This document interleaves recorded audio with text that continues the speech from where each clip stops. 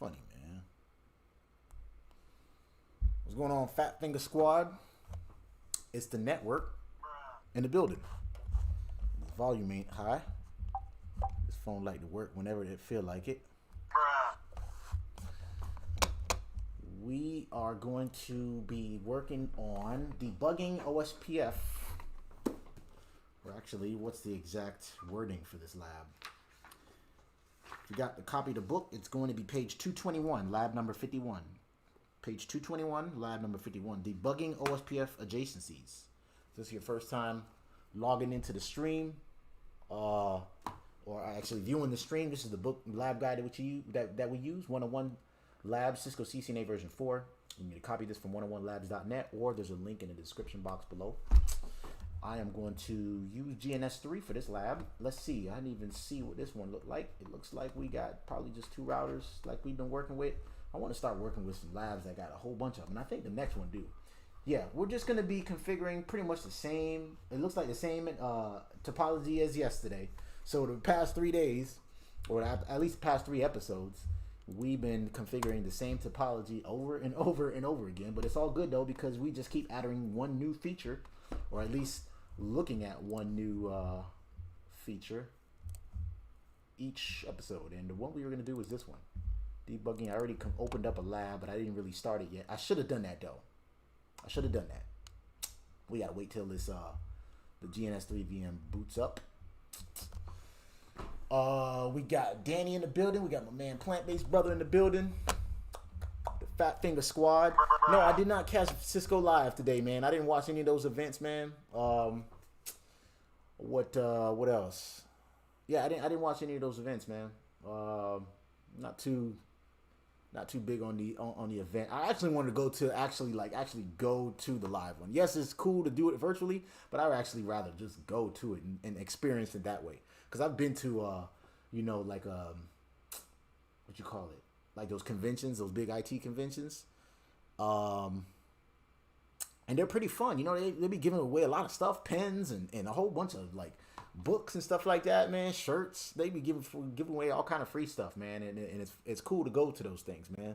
So I would have rather go to Cisco Live in person, but it's really expensive. It's like a couple grand or something like that to even attend that event, right? But I guess it's free if you can go online, and I just don't think it's gonna be the same. So hey, that's the world we live in today. We gotta wear a mask everywhere. Nowadays I feel naked without a mask, But don't get me started on my talk about the pandemic. My conspiracy theorist over here. Put my tin hat on, y'all. I was going to go to the Vegas one in May, but you know what happened? Yeah, exactly, man. That would have been cool to go to, man. That would have been cool to go to. I would rather, like I said, I would rather go to one in person rather than having to. Jesus, man. Come on, GNS3. Play nicely with me today, man. Please. Please, GNS3. I rebooted you and everything, man. Come on, man.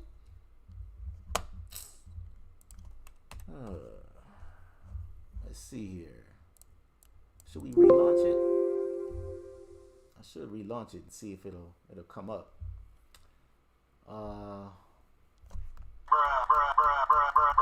It's just gonna hang there, and I don't feel like doing no damn troubleshooting. Y'all give me a minute here while GNS3 decides to. I should have waited before I opened that lab up. That's what happened. Let's do this. I hate when that happens right there too.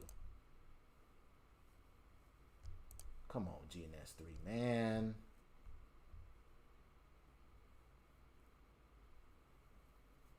Y'all ever seen this? GNS3 be acting funky, man. And I know for a fact it's connected to the VM.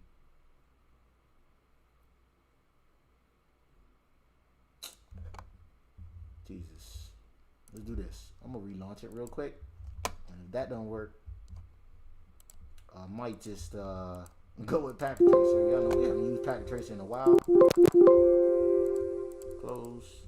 Yes. Stop. Just leave me alone, man. Just get out of my face, GNS3. Come on, man. It's just be acting funky, man. I really do need to get on a not packet tracer, but EVNG. Kelvin and Plant Based Brother, I know y'all been trying to get me to get on EVNG, on that EVNG wave, man. But I just be holding on strong with GNS3, man. I just be holding on strong. Let me wait till the VM come up, and then I'm gonna open up that lab that we created there. Let's give it a little bit of time, and then we'll do that. Anywho, what's on the word for today? What else we had? We had Cisco Live. News just came out that Saweetie was beaten up on Quavo in the elevator before they broke up and stuff like that. There's apparently a video. I guess she was trying to reenact the whole Jay-Z and Beyonce scene. I don't know if it was in the elevator, but I seen like a snippet of the. I didn't even see the snippet of the video. They just showed a still of the video. Apparently, she was beating up on him, man. That's crazy, man. Anywho, let's see if we could. Let's just call it something else. Debug OSPF. I'm gonna just call it that for now, and then just say ADJ. Right? Make a whole new one. We see the VM is up. Right? Starting a whole new one. Do I want to do a newer version? I need to do that update. That's probably what it is too, right? Who knows? Let's drag and drop version 15 on this bad boy. Now let's do version 12 because they want some serial ports on this bad boy. So we doing just the same lab as we did, pretty much the same lab as the last 2 episodes. We're on episode number 40. Almost near halfway to episode 50, right? E40. Router 1 to router 2, we're gonna back-to-back cabling with the serial interface. Let me scoot this guy over so y'all can see them. So, Plant-Based Brother, you probably finished over there, huh? We got Spinning Spiral 362 in the building. What's going on, man? I haven't seen you in a while. Let's go from 020 to 20 like that. So, just like the last lab, let me stop talking and get to work in here. Right, this is going to be in the same backbone area as before, right? I know it seems like Groundhog Day and the network seems like he's doing the same thing over and over again, but that's what this book calls for. And y'all know how much I love this book. Let's lower that guy. I do need to get on that even G wave, man. I've been looking at some servers, man. Like I said, I'm in the planning stage. Or as Danielle would say, I'm in the contemplating stage of trying to, move on from GNS3, backbone, right? Bone, if I can spell. And then we said router 1 is going to be doing the clock into router 2. Let me make him a little bit bigger. And then let's bring up our serial interfaces like this. Same network topology, right? No, that's not what I wanted to do. I wanted to put a little label here. Y'all remember I'm gonna try to do the labeling and cabling before. And lately, what I've been doing is as soon as I finish working and stuff like that, I come home and I try to do some reading right at 6 o'clock, man, and try to fill any gaps that I have in my knowledge before I start talking about all of this stuff right here. 1.2/26, right? So this book right here, the lab objective is for us to learn and understand how to manually. No, that's not what we did. That was yesterday. Lab number 51, which is page 221. So my bad about that. It's lab number 51, right? So we're halfway through this book, I guess, in a way. And actually, this book got about 120 labs. So halfway would be about lab number 60 maybe. So the objective of this lab is for us to learn and understand how to debug adjacencies, which we low-key did that about maybe 4 videos back, where we kind of put we turned on debugging on the routers and we saw the neighbor states, like when it went from down to init to two-way and then became full, right? Or loading and then full, right? Debugging OSPF adjacencies is a fundamental troubleshooting skill. Using debugging, you can identify issues that may be causing OSPF to stop operating. As a Cisco engineer, blah, blah, blah, blah, blah, blah. Right? Basically, we're just going to turn on logging for OSPF, right? And then we're going to see the neighbor states, right? And then I'll put the, in the link, I actually downloaded it this time and looked it over. And another reason why I don't want you guys to rely just on the Cisco Pressbook. They did not mention, I want to say, the init state. They mentioned the down state. I don't think they didn't mention the attempt state. So if you got the Cisco Press, the official cert guide, they don't even talk about the attempt state. So that's why you want to use more than one resource, at least when you're doing some reading, right? OSPF neighbor states. I know I've sent this to y'all multiple times, but you know what? I'm gonna keep sending this to y'all until I drill it in y'all heads, right? These are the neighbor states right here, and you need a switch. Oh, I do need a switch, don't I? You're right about that. That's right. So we're not going with the serial interfaces. Let's go ahead and delete this bad boy. So it is a different IP address too. So glad you pointed that out,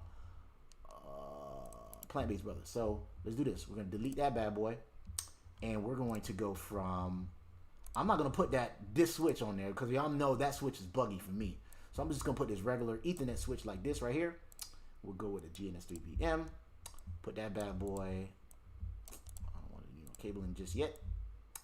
Right? He's gonna be switch 1, I guess. Yep. We'll put him right here. I wanted to put the label in there, but it's all good. Cabling. We're gonna go from FA00 to the switch that way, and then from here we're gonna go to FA00.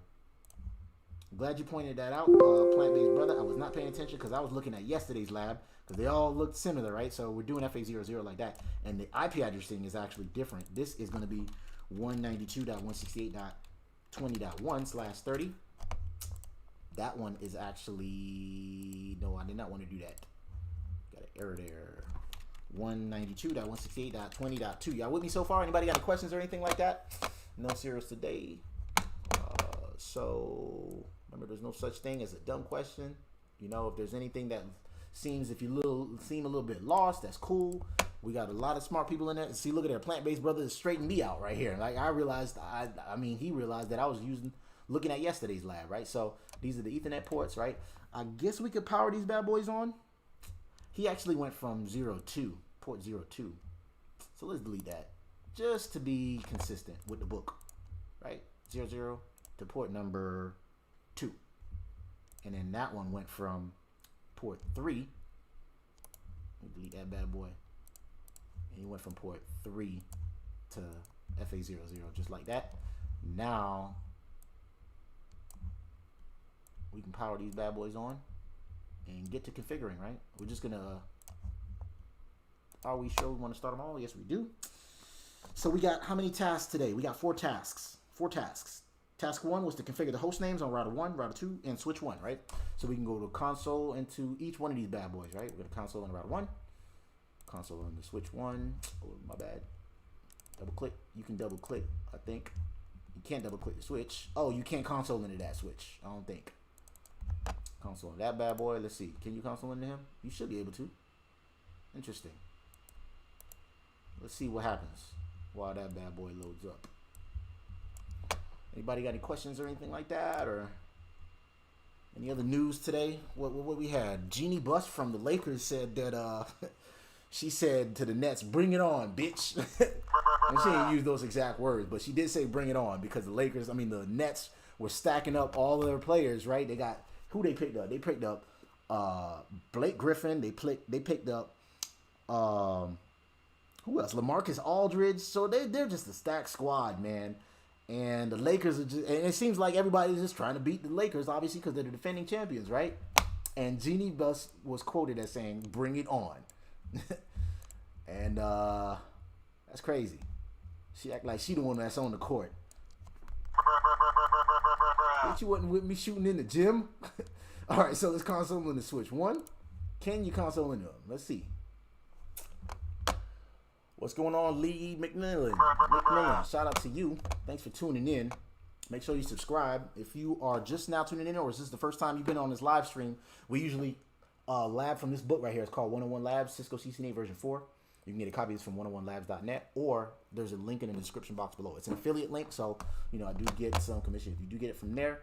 I'll be promoting that book like it's my book, and for some reason it don't look like I need to go on the switch. I can't console in the switch. But it's all good because I don't think we need to configure it anyway. Router 1, his host name is router 1 already. router 2. His host name's already router 2, so we can skip that. We're done with task 1, right? So let's move on to task 2. Task 2 was to configure VLAN 4010. We can't do that on this switch because why? I can't console into this switch for some reason. Can you configure VLANs on this? I guess you can. I've never done it this way. This is kind of like a generic switch. So I guess we'll do it that way. You can't name the VLANs, it doesn't look like. Well, we did say we want to name him SW1. So I guess we can do that, right? Apply. We're going to put Ethernet port number 2. Where we at here? We're going to put port number 2. Where is he? That's port number 2. He needs to be in VLAN number 4010. Now, remember, this is just like a generic switch. We really ain't got to do all of this. And it says to name it. It doesn't look like we can name VLANs on here. So we'll do that. And then port number 3 in VLAN 4010 as well. Right? 4010. Apply. And let's double check if that, let's verify our work, right? 2 still on. Looks like we need to add the VLAN first. See, I've never used this before now. 4010, right? We said 4010. Let's do add that way. There we go. That's how you got to do it. So we got to go to port 3 and put him in 4010 as well. And remember, this is just a generic VLAN. We'll click apply. Okay. And let's take a look at it again. Configure. And yes, so those 2 ports are in VLAN 4010. It says to name it in OSPF, name it OSPF underscore VLAN, all caps. But it doesn't look like you can name VLANs on this bad boy. So I'm gonna leave that as is, and hopefully this switch works that way, right? Configure IP addressing on router 1 and router 2's fast Ethernet 00 interfaces. So we got to configure those IP addresses right there, right? With their respective IP addresses. Let's put that. That's supposed to be /30 in case you guys are just tuning in. Let's go to router 1 and do that. And y'all remember, this is just tedious homework right here. Once we get to the more, maybe the CCNP labs and stuff like that, we will, I'll do the labeling and cabling later. Interface FA00. We put the IP address, which is 192.168.20.1, and the subnet mask is /30, which is .252, like that. We do a no shut to bring him up. And you know what? I'm going to trust my work and move on to router 2. No, they wanted us to do, yeah, that's pretty much it. They didn't want us to do any clocking that day. So let's do a show IP interface brief. Anybody got any questions or anything like that? Show IP interface brief. We got Dave W in the building. What's going on, Dave? Show IP interface brief and exclude the unassigned. We are up, and we configured the correct IP address, right? After that, we're gonna go across and just see if we can at least ping, so we can make sure we get some connectivity. We're gonna go to that interface right here, right? So we're gonna go to this interface and give it that IP address and that subnet mask, right? Y'all with me so far? 00. I know this is elementary stuff, and y'all probably seen this a million times for these past couple streams, but it is what it is. That 192.168.20.2 subnet mask of that. .252. No shut that bad boy. Let me make sure I made him 20.1, right? Yeah, he's 20.1. 192.168.20.1. He's 192.20.2. And then let's just ping across, see if we can at least get some connectivity through that switch, right? So basically we're gonna have router 2 ping that guy. And if he does respond, then theoretically we know that it works going the other way, right? Because bidirectional connectivity, right? So I'm gonna ping 192.168.20.1. If not, then we might just have to remove that switch because we know DNS3 should be buggy if that's the case, right? So we got to reply, right? Pray to the network gods, and we got, remember that first ping dropped right there, right? See, that's why I got a dot right there, and then we got the 4 replies right there. And then we did it again and got 5 replies. So we're going to go so far. I had a user reach out about Ethernet connection at their desk. IT, who was before me, didn't label cables that well. Connections are running to patch panel. Best way to solve the issue. Tone out the cables. Plant-based brother just answered your question. Tone out the cables. So there's a thing called a toner, right? If you're not able to see if it's going all the way to the switch, you have this thing called a toner just to make sure that the cables are fine. and it goes to the patch panel, and then from the patch panel to the switch. So you just want to make sure you have basically connectivity all the way to the switch, and the toner is the best way to do it. As a matter of fact, the place that I'm working at right now, right, I never really used the toner. I used to just like switch cables out and then see if that worked. If that don't work, then try another cable, or I would just put my laptop to the other end until I get to the other, till I realize you can use a toner to see if it actually, you're getting connectivity, right? And my boss was like, I want you to start using the Fluke. It's called the Fluke. You'll see it. Like if you just go to Amazon, just type in Fluke Networks, toner. Not even Fluke. Fluke is more expensive, digital kinds, but there's some kinds that are analog, and it uses like just an actual tone, and to see if the cable works fine. And my boss was like, I want you to start using that. I'm like, I don't even, man, tell me how I started using it, and it helps me troubleshoot a lot of issues. So that's like, basic layer 1 troubleshooting is by toning out the cables, as Plant-Based Brother mentioned.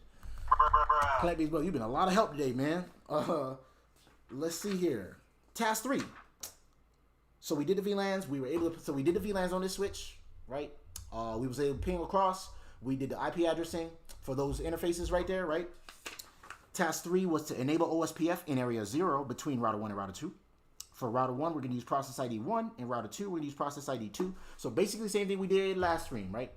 We're going to go to router 1, and then I think what he's going to say here, task 4 is pretty much the only different thing that we're going to do. And like I said, we low-key did that probably about 4 streams back. It was like we was done right at 9 o'clock, right? And then I said, hey, if you guys want to stick around, we'll do some debugging, maybe some Wireshark captures. And we saw the neighbor states and stuff like that. We saw it come up and come down and things like that, and see the process of it.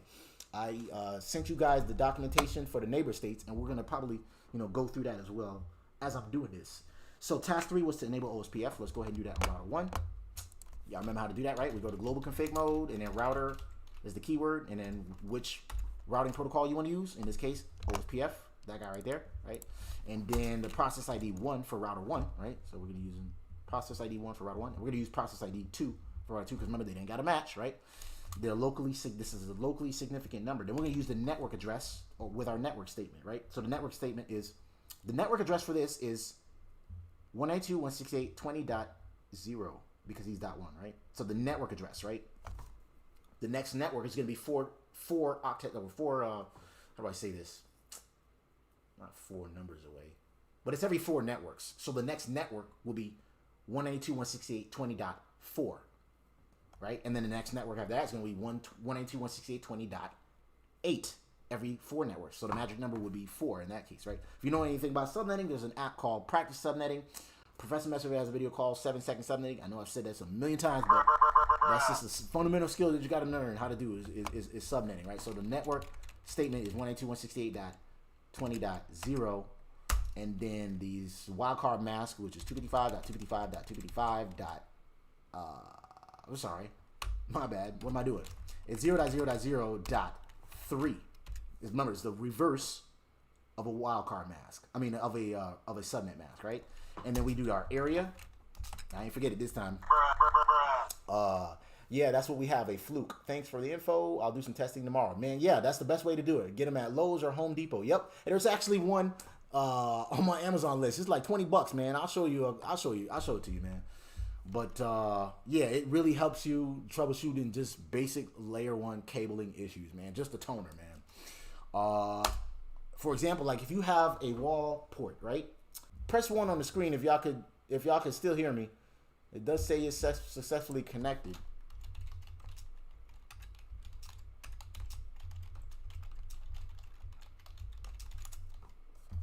All right, so we did our neighbor statements. We put it in area 1. Let's go to router 2 and do the same thing, right? So we're going to go to global config mode, router, OSPF 2, right? And we're going to say network.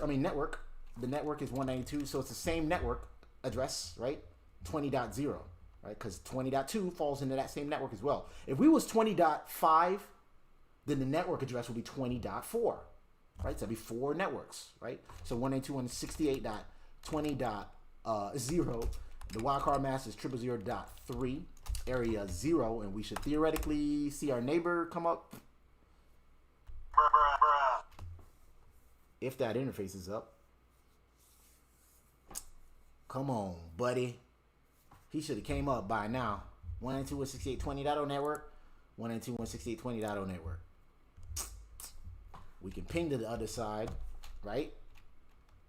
Ping 192.168.20.1. He can't ping to the other side. Interesting. Even though I pinged it last time. Rather interesting. What's going on here? Y'all see that? Yeah, I was saying on press 1 if y'all can see because it started freezing up over there. But now I can't. Now router 2 cannot ping this side. So I might delete this switch and just try, just for the sake of this, for this lab right here. And this is just another example of me not having to use GNS3 and to resort to something else because y'all know I got a love-hate relationship with GNS3, man. Wasn't we able to ping it last time? Right? Let's see. We was able to ping. Yeah, we was able to ping 20.1. The only thing we did different was add our router or our OSPF statements there, and they should have became neighbors. So let's see, can he ping the other guy 192.168.20.2, and he cannot ping it. So what I'm gonna do here, y'all, is get rid of this switch and make them connect directly to each other, because I'm not having it today. No sir. Let's go ahead and delete this for now, or at least let's delete the connections. Let's just do that. Or we could do this. We could put, let me see, because they're in the same VLANs and they should have worked theoretically. Theoretically, they should have worked. Let's do this. Let's put that port in VLAN 1 and then put the other port. Don't think broadcast can pass through switch. Really? Interesting. But they should have, because it says here, that's a good point you made there, Lee, because it says here, verify that your OSPF adjacency has formed between router 1 and router 2, which it didn't. Also verify that the default network type for the Ethernet link between router 1 and router 2 is broadcast. How do we verify that? With the show IP OSPF network statement, right? Please don't open up another window. So we do this. Let's do this. Show IP OSPF interface FA00. We'll see that the network is broadcast. So that is correct. However, he does not see his neighbor still, and nor can he even ping it. So let's do this. I'm gonna delete these bad boys. No, you know, I want to keep the switch, man. I want to keep the switch. Let's do this. Let's just put these bad boys on. I don't want to delete that. I just want to put it in VLAN 1. Jesus, come on, man. Let's put this in VLAN 1. Put that bad boy in VLAN 1 as well. We're not going to change anything, right? Add.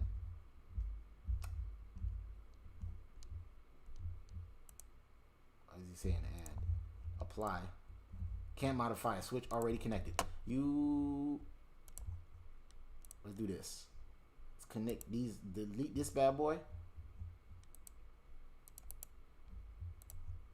Delete that bad boy. And then I'm going to put them in VLAN 1. Right? So he's in VLAN 1. And if this don't work, I'm just going to remove the switch altogether. Y'all know I like to just follow the book to a T. Add. Alright. Apply. Then connect these bad boys. FA00 to 02. And then 03 to FA00. And then let's see if we can ping across. Go to router 2. I'm gonna have router 2 ping router 1. Right? Y'all with me so far? See, look, and it came up. I swear GNS3 gonna make me like have so many gray hairs, man. All right, so we got a neighbor relationship now, and we can verify that with show IP OSPF network. Bruh, what book do you use for labs? So the book I use, I mentioned this a bunch of times, but you probably walked in class late. It's all good though. 101 Labs Cisco CCNA version 4. You can copy this from 101labs.net. There's also a link in the description box below. It's an affiliate link, so I do get commission if you get it. So show IP OSPF neighbor, and then we'll see. This is from router 1's vantage point, right? Move this out of the way, right there, right? So router 1 was saying, hello, my name is 192.168.20.0. You speak OSPF? Router 2 is like, yeah, I speak OSPF too, man. My router ID is 192.168. No, my bad. He's 20.2. So this is the information on the neighbor. Router 2 said my information is 20.2. And then that's his physical interface right there. Right? This is the dead timer. That'll reset at after 10 seconds after he says hello back. And we learned it from his interface is FA00, right? Wow, that switch. Yeah, I know. I knew it was the problem, man. It's all good, Daniel. It is all good. So yeah, if you want to follow along, get you a copy of that book, man. So, and notice that they're in full, and he is the designated router. So router 2 should be the designated router. Now let's compare that to router 2's vantage point, right? So we see that the neighbor came up that time, right? Went from loading to full. Router 2 is going to run that same command and find information about router 1, right? So show IP OSPF neighbor, and we see, oh, my neighbor is 20.1. The priority is 1. Remember, the default priority is 1. That's gonna determine who is the backup designated router and who is the designated router. At this point, router 2 is router 1 is the backup designated router, right? Now, router 2 is seeing he is the backup and I'm the designated router of this network segment. We are in full state, right? And we'll go over those neighbor states again. I sent y'all this link, and matter of fact, Daniel Brown, you came in late, so let me give you the documentation for the neighbor states, right? Right, that is the neighbor states. And like I said, I was going through this white paper right here, and I noticed that one of the neighbor states was not mentioned in the Cisco Press official cert guide. This is why I keep telling y'all, don't rely on just that book. You think, oh, official cert guide, this should be all the information I need to pass the exam. No. Look at other additional white papers and additional, resources and stuff like that, right? So this dead timer resets after, remember, 4 times the hello, right? We say hello every 10 seconds. 4 times that is 40 seconds. After the 40th second, we consider our neighbor dead. That's why it's called the dead timer or dead interval, some people would say. That's the address, right? He is 192.168.20.1, and he learned it from FA00, his FA00, right? So what else they wanted us to do here? Yeah, no problem. They wanted us, I think this is the last task right here, task number 4. So we verified the default network type was Ethernet link between router 1 and router 2. It's broadcast.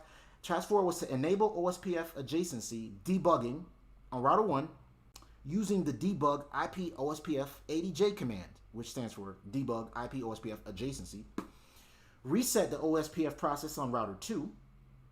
As the OSPF adjacency reestablishes, verify that you can see the different states, which is, matter of fact, let me just bring it up, right? Verify that we can see the different states that OSPF transitions through as it moves to the full state, right? So we're going to do a little bit of debugging here. Y'all know what debugging is, right? It's basically like looking at the log messages for a device. It could be a wireless controller. It could be an AP. It could be a switch. If you turn on debugging, you'll see every little thing, because there's a lot of things that's happening in the background. Like right now, they saying hello to these two routers are saying hello to each other every 10 seconds, right? But we can't see that in the command line right here. We can't see that. You actually got to turn on debugging to actually see them say hello. As a matter of fact, there's all kind of debugging messages that you can do, right? So we just do debug IP OSPF. They wanted us to do ADJ for adjacency events, right? But if we just do hello, just for the sake of what I'm trying to point, the point I'm trying to make here is we're gonna just look at the hello messages, right? And then we'll go to the adjacency, which was task 4, right? So we do hello, and then press enter. Now debugging is turned on. The hello debugging is turned on. See right there. Hello received from him. That's the end of hello processing, right?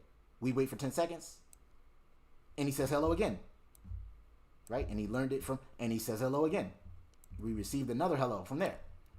It's gonna come every 10 seconds. That's how many times he says hello, right? And then he considers the neighbor dead every 4 times the hello, which is 40 seconds, right? We are in the building. We got Kevin in the building. What's going on, Kevin? More Cisco. Yeah, you know I'm a Cisco fanboy, man. Dan Brown, for the CCNP OCGs, it would actually be impossible for them to include everything. Man, listen, Kelvin is so correct. If they had to include everything in the official cert guide, it would be like 3 times this book. So they can't really include every single like command and every little thing that can happen in the book. So they give you just enough to pass the exam, but there's other little things that might, that you might need to know, which is why you got to do some of your own research, right? Which is why I gave you guys this white paper on the neighbor states, right? So let's go ahead and turn off, because he keeps saying hello in the background. Getting on my nerves. Sound like a not antisocial, but a super sociable person. So we just do undebug. Where's he at? Come on, man. Come on, man. You can just do all or you all, and that turns off all debugging, right? I forgot the other way to do it. Undebug, and then from there you can pick what you needed to do, which was IP OSPF, whatever. So right now they wanted us to do turn on debugging with debug IP OSPF adjacency, right? ADJ. We turn that on, and that's going to turn on information on. It's going to turn on debugging for the. But we didn't. They wanted us to do that on router 1. So let's copy this, paste in the router 1. Boop, boop. So now adjacency events is turned on. Right now we're not going to see any adjacent. We shouldn't see any adjacency events because we haven't turned anything off, or the link didn't go down or anything like that, right? So we're not going to see any adjacency events like we did right here. Remember, we deleted those cables, and then finally when we plugged it back up, the adjacency came up. So that's why we're not going to see any adjacency events. If I turn on hello, right, you'll see the hello messages. You'll see other packets turn on if we do some other debugging events, right? Daniel Brown, these helped a lot. Yeah, appreciate that. So NP is way too in depth for that. That's so true. I found out that the hard way you need multiple resources. That's correct, Jason. Like I said, there's some things I remember taking probably maybe the first or second. It wasn't even before that. It was back when I was taking like CompTIA exams. I'm like, I don't remember anybody covering any of this. There's some stuff that they just throw at you and you realize, which is why in the exam guide, the exam blueprint, they usually tell you there's might be some stuff that's not on this blueprint that we will ask you on the exam. So use multiple resources. So did we turn on debugging? We did. Let me stop talking. Go to router 2, and then we're going to, they said they want us to shut down the link. Is that what they wanted us to do? No, they wanted us to reset the OSPF process. So basically, we're going to turn off OSPF debugging. We're going to basically reset the OSPF process on router 2. Basically, kind of like bounce the link, or basically bounce the OSPF process. Turn off OSPF and bring it back up. And that's going to tear down the relationship and then bring it back up again, right? So, but let's do a quick review on the neighbor states, right? Make sure y'all look at this after this live stream, so that way y'all familiarize yourself with it, right? First, we start off in the down state, right there, right? We go to down. Down. This is the first OSPF neighbor state. It means no information or hellos has been received from this neighbor, but hello packets can still be sent to the neighbor in this state, right? Well, what are we in right now, right? We did show IP OSPF, and we'll see. Y'all remember? We are in the full state, right? Full BDR, right? So we go to full. Where's that at, right? Full is in basically the last step. That's when a router, a backup designated router, and a router has become neighbors, right? So we look at that, and full is in this state. Routers are fully adjacent with each other. All the router and network LSAs are exchanged, and the router's databases are fully synchronized. So basically, router 1 knows about all the routes from router 2, and router 2 knows about all the OSPF routes about router 1, and they became neighbors. Full is the normal state for an OSPF router. If a router is stuck in another state, there's an indication that there are problems in forming adjacencies, which is why debugging will help. If we see we're stuck in, I don't know, the attempt state, which is like right here. Attempt. This is only valid for manually configured neighbors in an NBMA environment. In attempt state, the router sends unicast hello packets every pole interval to the neighbor from which the hellos have not been received within the dead interval. So if we stuck in the attempt state, that means, and then we probably have not received any other hellos back, then we know there's something wrong with the other router. So that's, just some little things that you can do when you're doing the debugging, right? So we turned it on. Let's go ahead and reset the OSPF process on router 2. and look at those events, right? We turned on the events over there. So we'll see. We're going to do basically clear, what we said we was going to do, clear IP OSPF process. You can reset all of the processes, because remember, you can have more than one OSPF process on a router, or you can do one specific one, right? So we do clear IP OSPF. You'll see you can do process ID 2 in this case, or you can reset all of the processes. There's only one process on here, so it doesn't even matter. We'll do process like that, process, and then basically it should go down and come back up, right? Are we sure we want to do this? Fail-safe method, right? And just in case I press enter twice by mistake, the OSPF process go down and come back up, right? If we go on this side, we'll see a whole shitload of messages. Right? So it went down and came back up. That's all we see on router 2, right? We don't see a whole bunch of messages on here because we didn't turn on debugging on here. We turned it on router 1. So we see all of the stuff that happened, right? So when it came down, right here it said, OSPF cannot see ourself in hello from router 2 or 192.168.20.2 on FA00. So we didn't see our message in the hello statement, right? So basically he sent hello, maybe one came back and nothing came in there. So, and look, we're still doing there's still some stuff that's going on here, right? I'm going back up top and we'll see all of the stuff that happened, right? So we cannot see ourselves in the hello, and then the neighbor change event on interface FA00. Right? So what happened? Something happened to our neighbor. We don't know what. We got to keep reading through our logs here to find out. We have a new BDR election on FA00. Y'all know what the difference between is, right? No, not Dominican Republic or not doctor. DR stands for designated router. That's the router that keeps the link state database. He keeps all of these messages. That's like the LSAs, a whole bunch of what that's called LSAs. He has basically like all the OSPF routes. He keeps the designated router. He's like the man of the network, right? He keeps all of those routes. And then we have a backup designated router in case, that's how important the designated router is. If the designated router goes down, then a backup designated router will take over. But there's only 2 routers here, so it really don't even make a difference at this point. But if you had like an Ethernet segment, so let's say we had another router, you know, coming off of this router, off this switch, we had another router switch, a router here, and another router here, maybe like 3 more routers, right? We're gonna have one designated router, one backup designated router. Everybody else is gonna be called what's called drothers, or designated router other, DR others. It's a weird word, I know it is, but just remember there's a backup designated router who keeps the whole list of database, like the list of LSAs or OSPF routes, and then the backup designated router who is like, he was gonna come up when the designated router goes down. Right? So in this case, there was a change there, right? Because somebody went down. Who went down? Router 2 went down. He went down and came back up, right? Lee McMillan said, election based on highest IP address. That is correct. But however, that is a tiebreaker. It is actually based on the priority, right? So if we do, that's a good question though, Lee. Let's go to router 1 real quick, right? You do show IP OSPF neighbor like this, right? You'll see the priority is 1. But that's a default number. If you just put in OSPF for everybody, if we had like 10 routers in here and we turned on OSPF for everybody, everybody's process, or everybody's priority, unless you change it, by default is going to be 1. Well, you know what? If everybody's 1, then we all have a tie. Who is going to be the designated router? Then that comes to the next, the tiebreaker, which I believe Daniel said it right there.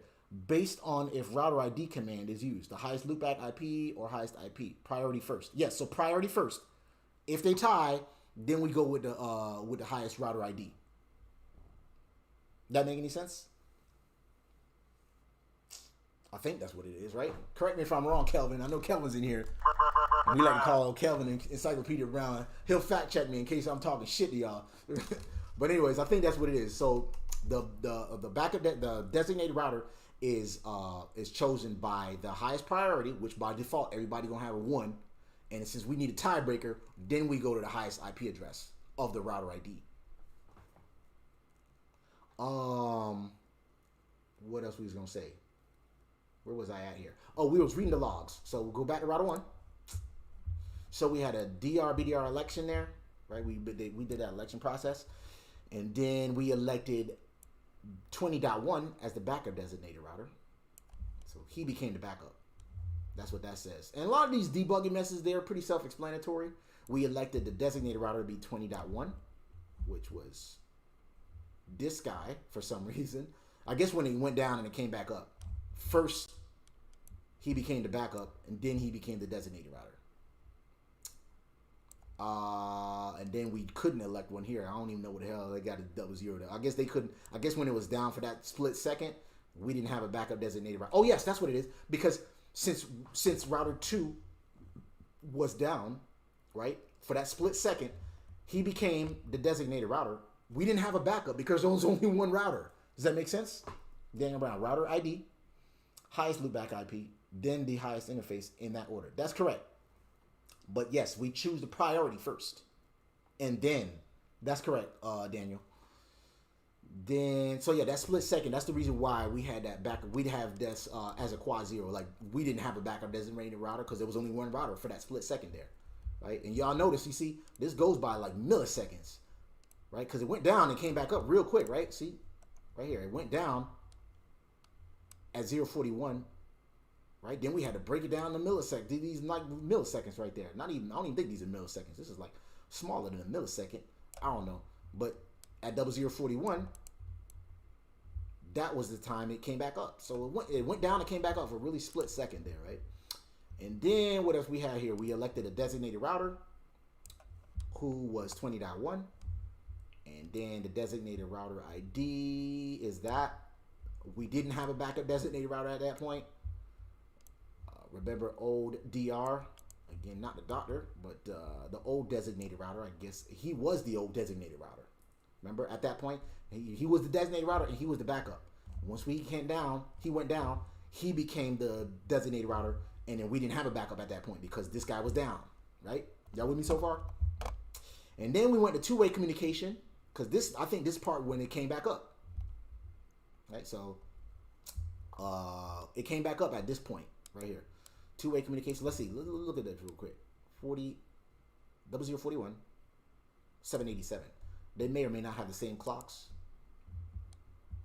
787. So he wasn't up yet, just yet, right? Because remember, it was a 751. 787 would have been sometime in between here. So they didn't come just up yet. Well, they did come up, but it was in full at that time. But then at that time, when it was two, what was that? 791, 781, 791 is when they went into two-way state, right? And remember when we bring up these neighbor states, it was right here, two-way. This state designates that bidirectional communication has been established between two routers. Bidirectional means that the router has seen each other's hello packets. This state is attained when the router receiving the hello packet sees its own router ID within the hello packet's neighbor field, right? I don't want to do too much of a deep dive and pull up Wireshark captures and show you what a hello packet looks like. But basically, router 1 talks to router 2, and he says hello, and he received that packet, and he sees his own ID in it. And he's like, oh, okay. Then we became neighbors at that point.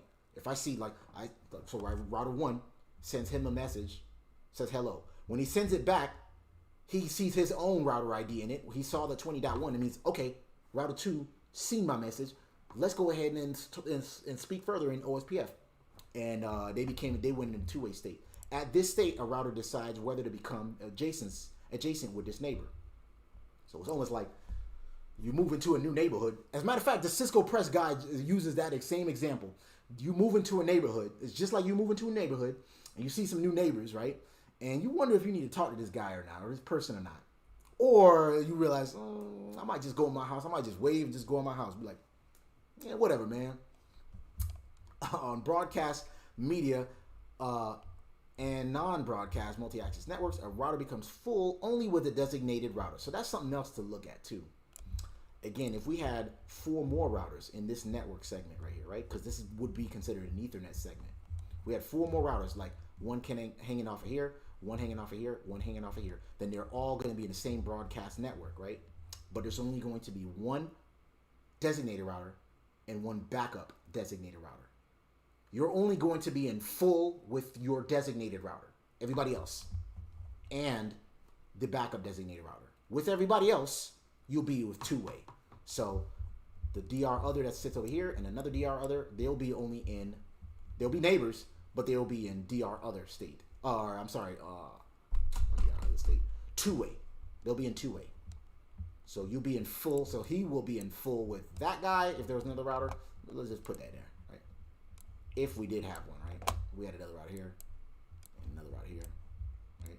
These two guys, they're not backup. They're not backup designated routers, or they are not designated routers. These guys are called drothers, and I'll even put that on there for you, right? Let's just call him router 4 or 3, and the other guy's gonna be router 4, right? Just for now, right? He is a drother and he is a drother, right? And since he is the designated, he's the designated router, I believe. He's the designated router. They are going to be in full with these guys only. But then with each other, they're going to be in two-way state. And again, two-way state is, that's the point they're trying to make here, is that it stays in a two-way state with all other neighbors. On point-to-point and point-to-multi-point networks, the router becomes full with all connected routers. At the end of this stage, the DR and the BDR for the broadcast and non-broadcast multi-access networks are elected. For more blah blah blah blah blah blah blah. Y'all go ahead and read that in your own time. So let's move on to those debugging messages and call it a night, right? So we went into two-way there. The neighbor change right here. We got the DR and BDR election again. So they had to change the process, right? It was like, okay, who got the highest priority? Oh, we are tied at 1.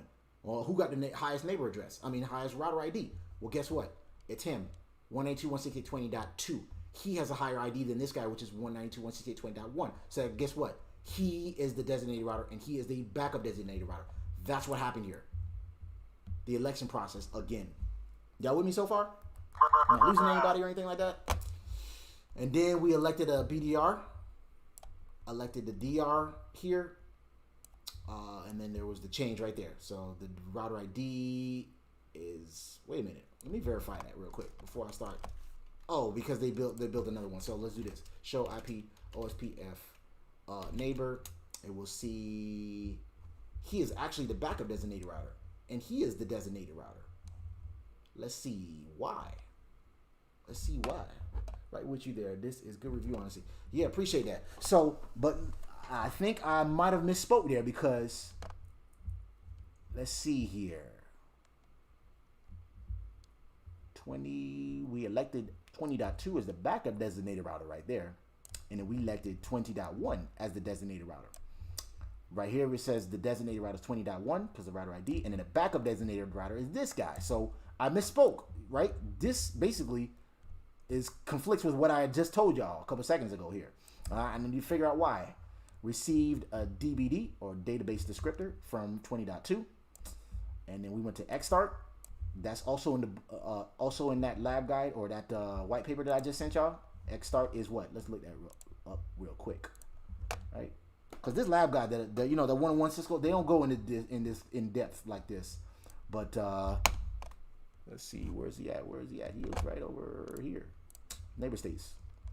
Xstart. Once the DR and BDR are elected, which is what we did right there, the actual process of exchanging link state information can start between the routers and their DR and BDR. In this state, the routers and their DR and BDR establish a master-slave relationship and choose initial sequence number for adjacency formation. The router with the highest router ID becomes the master and starts the exchange. So he became the router. He became the designated router, but I'm trying to figure out why. That's why this is why we need to do this filter through these debugging messages here, because that really conflicts with what I just said. Let's see here.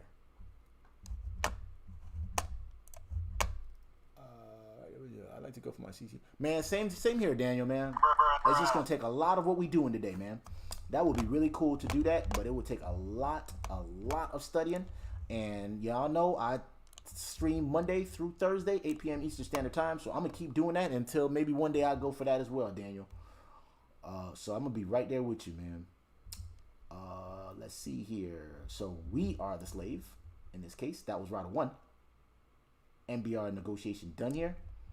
And then he sent a database descriptor there. Received the database descriptor. We went to an exchange. That's another state that we've, I'm not going to read it all to y'all, but that's another neighbor state right there, exchange state, right? In the exchange state, OSPF routers exchange database descriptor packets. That's what happened there. The exchange was done. We synchronized and went to full. And that's when they became neighbors. And then at this point, we reset old DR. Let's see. Build network LSA. And I'm going to do this. Let's go to router 2 and see who he sees as the designated router. Yep. So pretty much he is the designated router and he is the backup in that case. But I need to see why. I thought that would be the highest IP address right there. Because they were tied right here at 1, right? See, they are tied. Let's do show IP OSPF neighbor on that guy. Yeah, he did already. So they were tied at 1. And then he became, so he, router 2, became the designated, backup designated router, as y'all can see.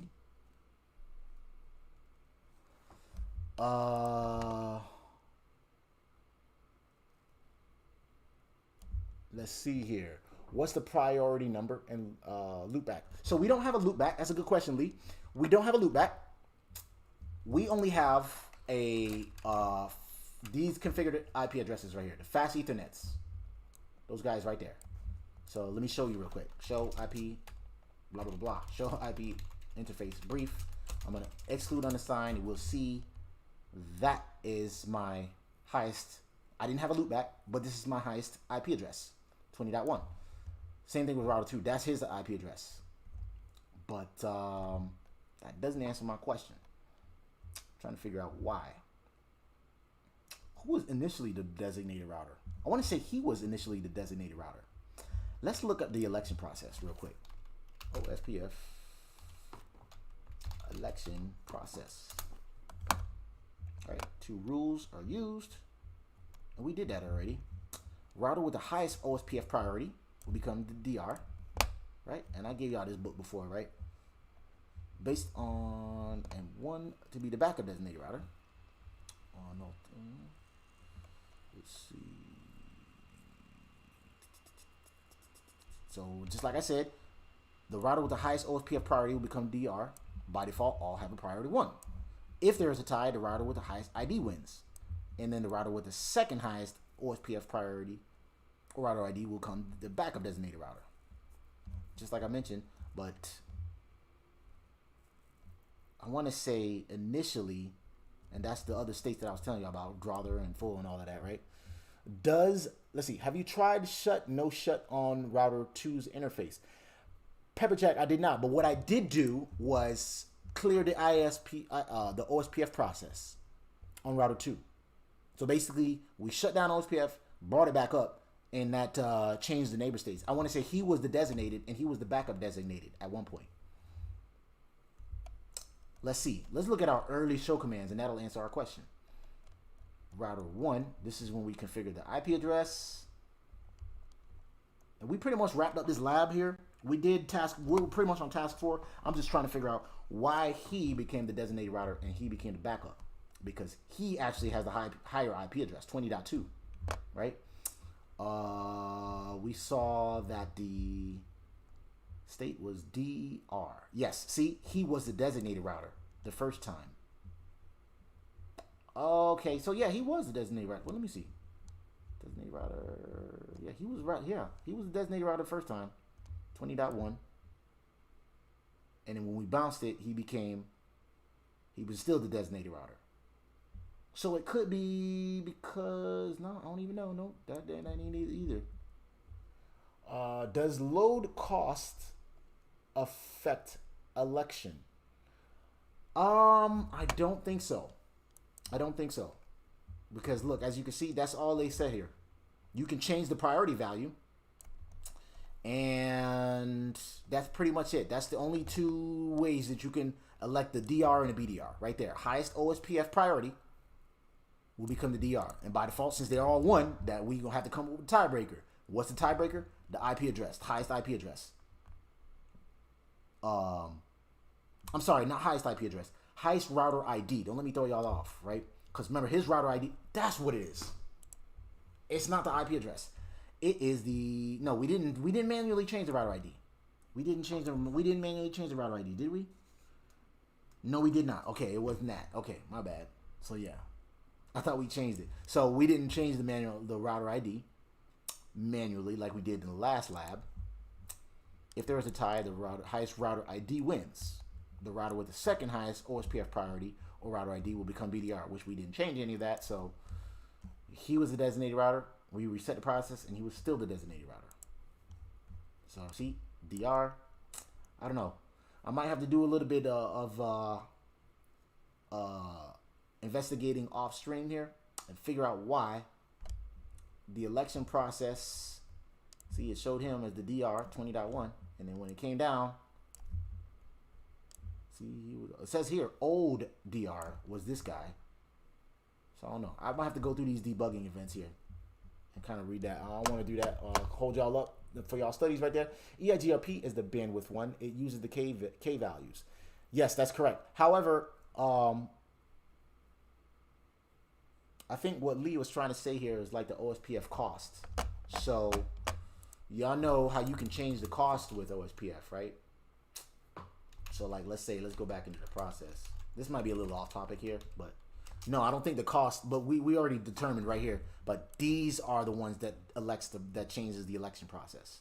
So it don't have anything to do with the cost, but I see what you were trying to say. So remember, like there's the cost that he was talking about is like this. When we do show IP OSPF interface, is it? You talk about, where is it? Cost is not there. I want to say it's under OSPF or show IP protocols, maybe show IP. No, it's not under protocols either. So that way you can see where the cost is. Neighbor, no. Detail, show IP OSPF. Neighbor, detail. The priority is 1. BDR is 20.2. So yeah, see, so he's the designated router, this guy, and then he's the backup. Yeah, so I'm gonna have to do some research on my own to figure out, do you need to reload the process on router 1? That is possible. Let's try that. Let's try that. That's a good suggestion there. Change the priority real quick. We'll see if it makes a change. That's a good suggestion as well. Let me start off with resetting the process, and then we'll change the priority, and then we'll call it a night. Configure terminal. We're gonna go to router OSPF process number 1, and then no, we'll just do this. Clear IP OSPF process. That resets the process. Yes. We changed the OSPF process again, right? You see all these debugging messages. We are not DR to build. Oh, so we're not the DR this time. That was it. I think that might have been it. Good suggestion there, Danny. What'd you do? Google that? Let's see who the DR and the BR is now. So now he is the DR and he is the BDR. Y'all see that? So now let's verify that though. Show IP OSPF neighbor detail, and we'll see that now he is the designated router and he is the backup designated router. Good suggestion there, Danny. This is why I like messing with the Fat Finger Squad, and this is why I like live streaming with y'all. See, I was thinking, I'm gonna have to go in there, but I didn't think about resetting the process. So that's what it was. When do you stream? Jason, I stream Monday through Thursday, 8 p.m. Eastern Standard Time. But sometimes I do it on the weekends. It just depends. But yes, so that was what happened there. We had to reset the process again, and it took effect. So very, very, very great suggestion, Danny. Lee, I think your suggestion would have worked as well too if we'd have changed the priority, and that would probably made the change too. Matter of fact, let's just go ahead and do that just for the sake of this lab. But now once we reset the process, we did that. The DR became him. He became the designated router, and he became the backup designated router. Right? So really good suggestion, guys. Let's do the same thing and change the priority and make his priority a little higher. Right? The default is what? 1, right? So we go to router 1 and say router OSPF 1. Danny, did you really? Danny, did you? Good, gotta go. All right, that's all good, Lee. But we're gonna change the priority while you're going. Danny, did you Google that, man? Did you Google that? Remind me real quick. Does OSPF automatically choose a new DR and BDR if priority values change? And that's what we're going to find out right now, Daniel. That's what we are going to find out right now. Whoever has the highest priority, according to all these guys we've been reading, right? So on LANs, DR and BDR have to be elected. 2 rules are used to elect the DR and the BDR. Router with the highest OSPF priority. That's the first thing we're going to do, which we're going to do right now, right? OSPF process 1, and I think it's OSPF priority? OSPF? No, is it just priority? Nope. I think it's IP? OS? Nope. How do you do it? Let's just question mark there. I know there's going to be a priority in here somewhere. It's not router ID. Cost. Default. I forgot how you do it. And I'm trying to do it without Googling it because there is a way to change the priority. And does anybody know it? That's not the distance. Let's do this. Let's get out of this. I think maybe you don't got to go in the process.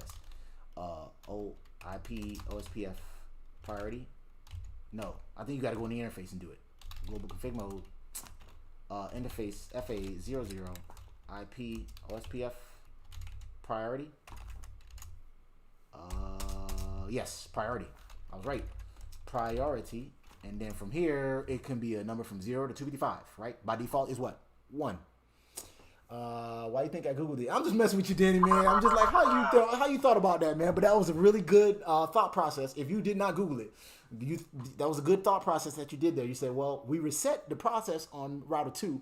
Why don't we change it on router 1 and see if that fixes it? And you did that right there. So just little things like that. If you're at work and you were thinking, man, I'm trying to make this guy the router process, and maybe you would have to submit a change depending on, the organization you work for, and be like, we need to make this guy the router, the highest, the designated router because, this is the more powerful or the newest router we have on our network or whatever the case may be. And then you reset the process, and now he became the router, designated router. So I'm just messing with you though, Danny, man.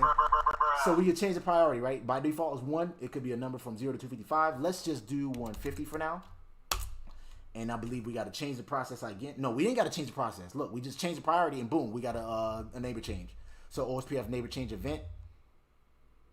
And now, so he was the designated router and he was the backup, right? And then we can see right now, BDR election. It's a good thing we kept debugging on, right? And then now the backup designated router is 20.1. And the designated router is 20.2. Actually, it changed right there, I believe, right? So now the designated router is 20.2. And then the backup is 20.1. Yes, that's what we wanted. Yes, because we made... No, that's not what we wanted. We probably got to reset the process again to do that. Let's see. Show... Let's do this. Let's go to router 1 and see what the process is right here. So, show IP... OSPF neighbor, and now we are the designated router. He became the backup.